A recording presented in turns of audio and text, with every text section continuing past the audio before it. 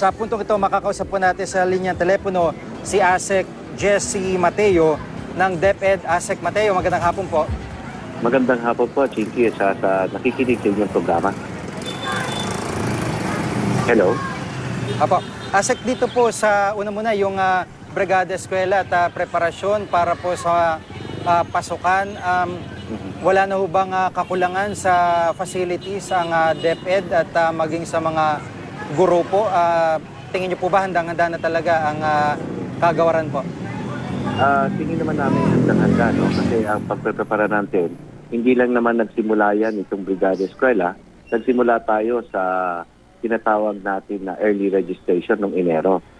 Isa yan sa mga aktibidades natin o programa natin para masiguro na ang ating mga paaralan ay handang-handa sa pagbubukas ng ating mga paaralan. Ang tema po natin ngayon ay tayo para sa kalinisan, kaligtasan at kahandaan ng ating mga paaralan. Dito sa tema nito, nananawagan tayo sa lahat ng mga kababayan natin, mga pribado, mga pampubliko, mga ibang ahensya na tumulong dito sa ating kampanya na panatiliin nating handa ang ating mga paaralan. Apo, yung pong mga malalaking ratio ng mga estudyante o malalaking populasyon po ng mga estudyante sa mga eskwelahan po, ito po ba'y na-address na? Sa tingin niyo, mga ilang porsyento na po na nare-resolve ng DepEd yung problema sa overpopulation po ng mga estudyante? Alam mo, Tinky, kaya nga nagkakaroon ng overpopulation dahil na merong yung ibang kababayan natin kung kailan huli, doon nang pumapasok. Kaya lagi tayo nananawagan doon sa early registration para sa ganon, malaman natin kung ang ating paaralan ay nagpas na doon sa absorptive capacity at ma-refer natin yung mga bata sa ibang paaralan na malapit. Kasi ang problema natin, lalo na dito sa mga matataong lugar, kagaya ng Metro Manila, wala na tayong espasyo eh. Napakamahal bumili ng isang school site, no?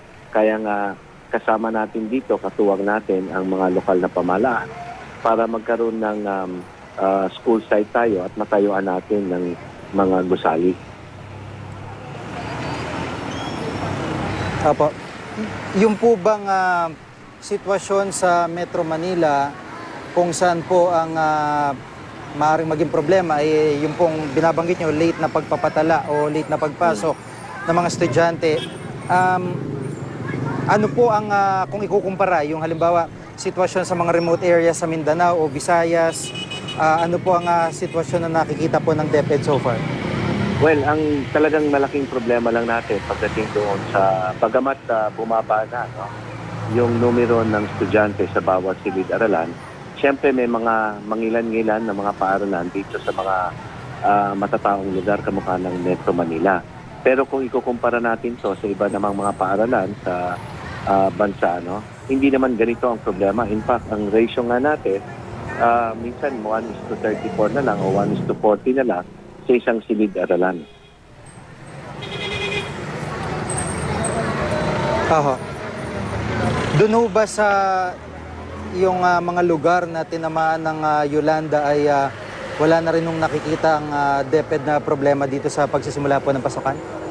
Yung hinanda na po natin yan, merong mga ilan lang na mga paaralan na dahil kailangan nating galawin, ano? Dahil doon sa mga areas na dineclare na disaster prone, patuloy na naghahanap tayo sa tulong ng mga lokal na pamahalaan ng isang lugar na magtatayuan natin ng paaralan. Samantalang ginawa natin dyan, dinadala natin doon sa mga eskwelahan na malalapit na hindi naman tatamaan ng kung ano man sakuna.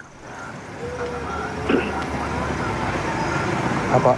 Maraming salamat po sa pagkakataon at mga paliwanag si ASEC Jessie Mateo ng DepEd. Maraming pong salamat. Maraming salamat po, Andado.